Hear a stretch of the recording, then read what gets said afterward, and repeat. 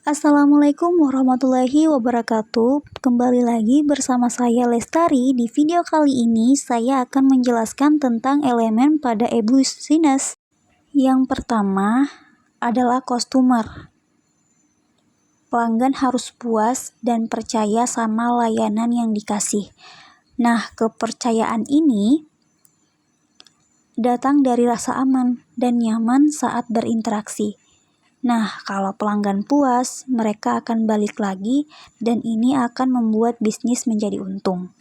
Nah, contohnya pada bisnis Tokopedia.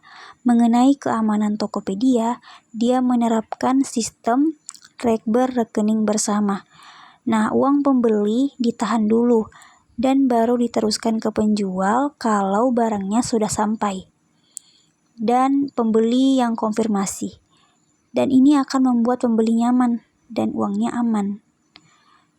Nah, dan yang kedua yaitu market segment atau segmen pasar.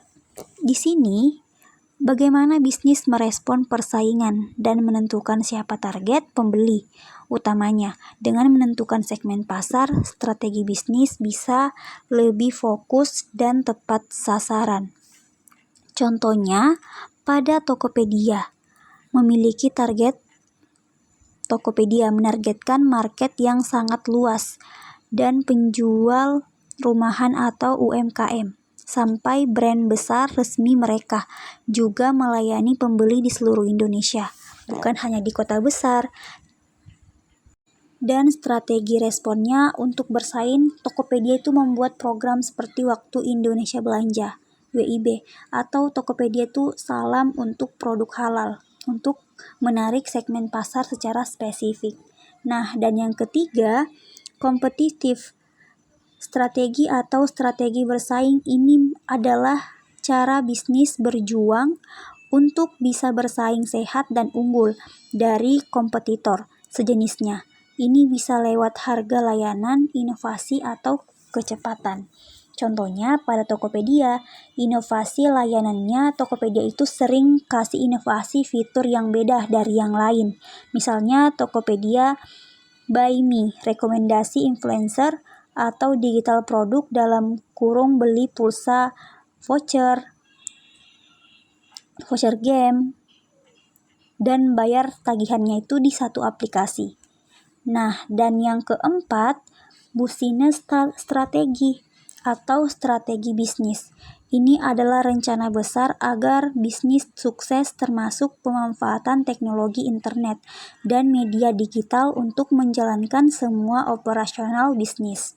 Nah, contohnya di Tokopedia, pemanfaatan teknologi di Tokopedia tidak hanya jadi tempat jual beli, tapi juga ekosistem mereka mengintegrasikan layanan finansial seperti paylater dan logistik seperti toko cabang untuk membuat proses bisnis jadi lebih efisien dan terpadu.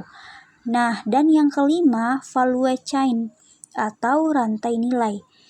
Ini adalah serangkaian proses yang dilakukan bisnis mulai dari produksi atau pengadaan barang sampai ke tangan konsumen, termasuk layanan purna jual.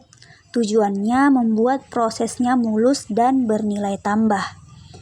Contohnya di Tokopedia, prosesnya mulus. Tokopedia mengelola seluruh rantai dari proses jual beli, mudah cari barang, logistik, dan kerjasama dengan banyak kurir, hingga layanan teknik customer service, dan komplain.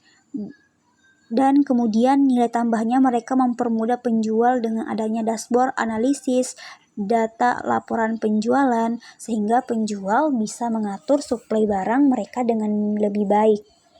Dan yang keenam adalah employees atau karyawan.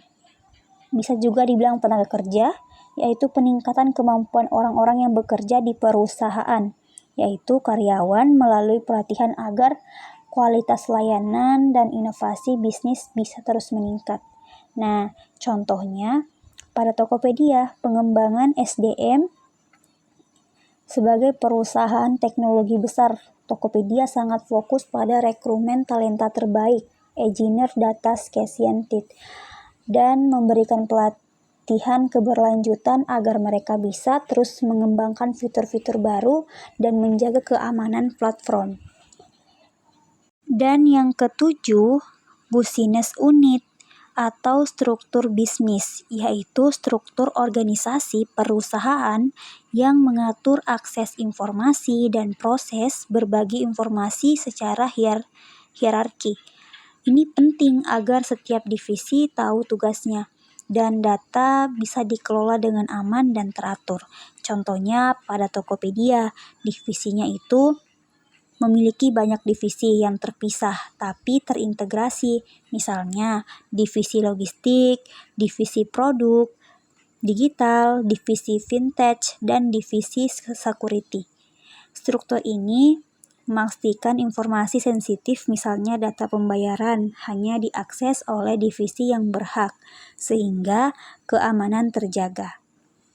Baik, itulah tadi penjelasan singkat. Sekian dari saya. Wassalamualaikum warahmatullahi wabarakatuh.